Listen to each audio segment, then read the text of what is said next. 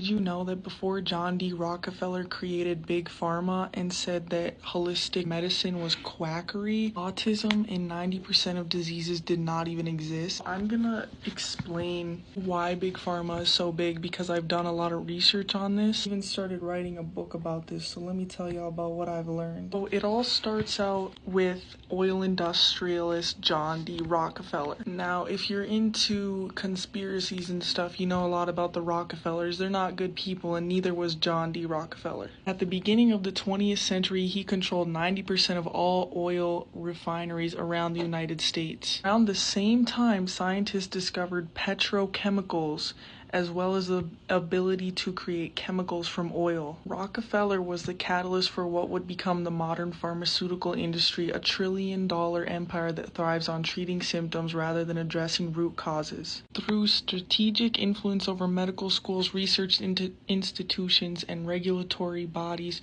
Rockefeller's legacy shaped a system where chronic illness became a lucrative business model, one that prioritizes lifelong dependency over genuine healing. Today, Big Pharma continues this trajectory, reaping massive profits while often offering temporary relief instead of true cures.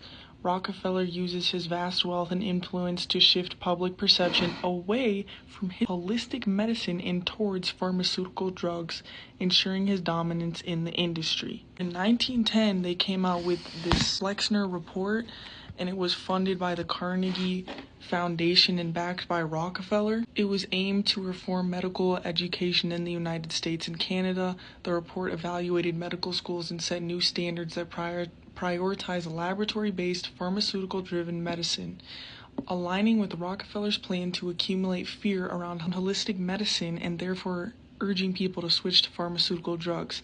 The report led to the closure of many black and women's medical schools, severely limiting opportunities for black and female positions. Now, this really pisses me off because black people have 9 DNA strands, and they're the only people in the world that have that, which makes them way more likely to become geniuses. So these are the people that should be studying medicine. All John D. Rockefeller was thinking about was making more money for himself, right? He wasn't thinking about our health.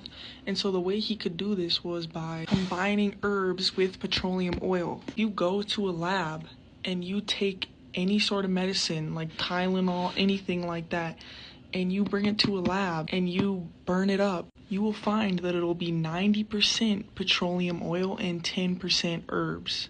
The medicine is what is people. What do you think is the #1 leading cause of death in America? You might be thinking cancer, heart disease, or Alzheimer's. The #1 leading cause of death in America is medical intervention. It doesn't take me by surprise that health in America gets worse every single year. People are getting fatter, there's more diseases, more illnesses coming out.